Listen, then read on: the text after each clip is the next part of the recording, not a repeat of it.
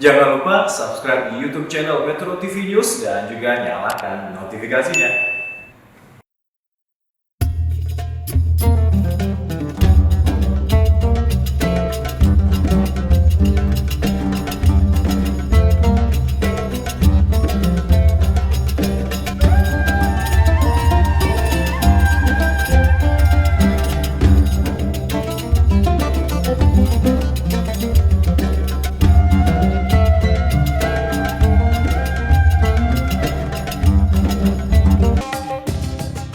Pemirsa, Hari Raya Idul Fitri 1443 Hijriah diperkirakan akan jatuh pada Senin 2 Mei 2022.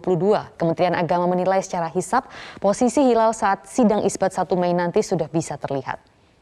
Prediksi jatuhnya 1 Syawal 1443 Hijriah ini disampaikan oleh Wakil Menteri Agama Zainud Tauhid saat ditemui usai melepas mudik gratis di kawasan Lapangan Banteng, Jakarta Pusat. Wamenak menjelaskan titik koordinat hilal saat tanggal 1 Mei diperkirakan terlihat dan berada di posisi 3 derajat. Dari pengamatan awal tersebut, ada kemungkinan 1 Syawal 1443 Hijriah akan jatuh pada tanggal 2 Mei 2022. Pemerintah juga memberikan panduan dan pendekatan kepada masyarakat yang melaksanakan Lebaran, namun tidak bersamaan dengan waktu yang telah diputuskan pemerintah. Kita bisa hadir pada kesempatan yang baik ini dalam rangka untuk mudik bareng Kementerian Agama Republik Indonesia. Selamat sampai ke kampung halaman.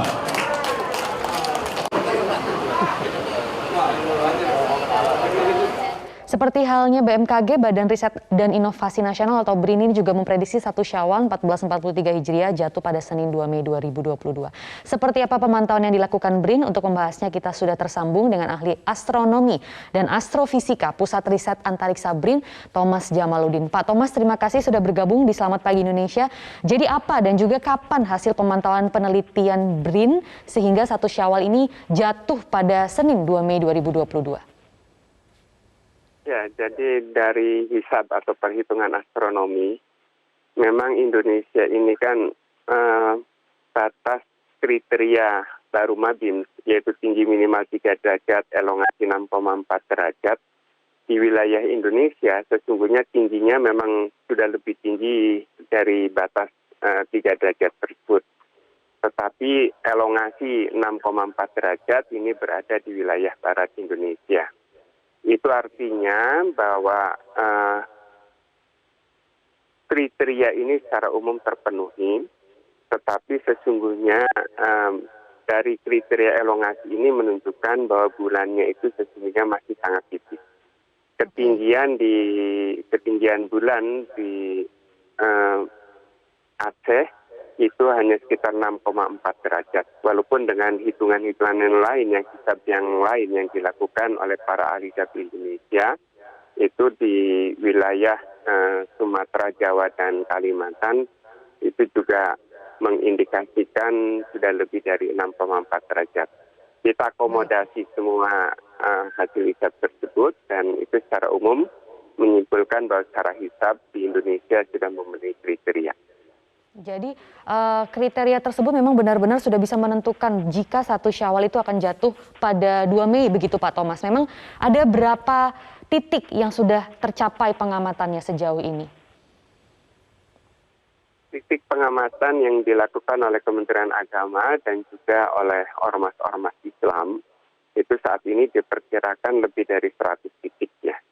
Nah, dengan indikasi kriteria itu, kalau nanti ada kesaksian ru'yat, itu akan diterima pada sidang isbat. Jadi, karena ini secara umum di wilayah barat Indonesia dari berbagai sistem hisab, itu menyimpulkan bahwa hilal sudah memenuhi kriteria. Jadi, kita tunggu hasil ru'yat atau pengamatan hilal pada sudah maghrib nanti tanggal 1 Mei itu.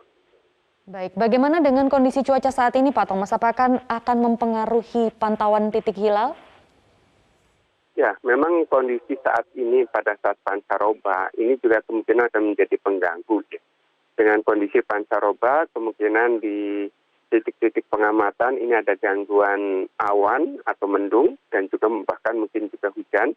Sehingga ini memang menjadi salah satu yang perlu diwaspadai. Tetapi diharapkan dengan lebih dari 100 titik pengamatan, masing-masing lokasi pengamatan bisa saling melengkapi.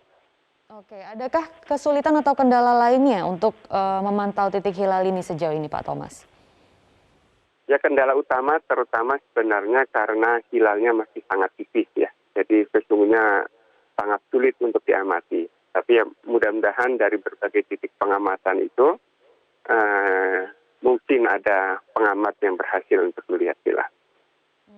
Kemudian apa lagi yang akan dilakukan BRIN untuk juga turut membantu memastikan bahwa nantinya terpantau hilal dengan baik? Ya, beberapa lokasi BRIN ini juga ikut bekerja sama dengan Kementerian Agama seperti di Pasuruan, kemudian di Garut.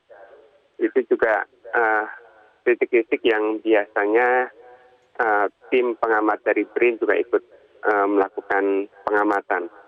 Tetapi hal pokok yang ingin dikontribusikan oleh BRIN yaitu dengan pemanfaatan astronomi ini diupayakan untuk memberikan solusi penyatuan penetapan awal Ramadan, Syawal dan Dzulhijjah atau secara umum itu mengupayakan adanya titik temu antar para pihak pengamal ru'yat maupun pengamal hisab untuk bisa mendapatkan satu sistem kalender yang mapan yang bisa mempersatukan. Jadi dengan astronomi mudah-mudahan ini bisa dimediasi untuk nantinya tidak ada lagi perbedaan-perbedaan kalau kita sudah mempunyai satu persepsi yang sama terkait dengan kriteria. Baik, terima kasih ahli astronomi dan astrofisika Pusat Riset Antariksa BRIN, Pak Thomas Jamaloudin sudah memberikan keterangan di Selamat Pagi Indonesia kali ini.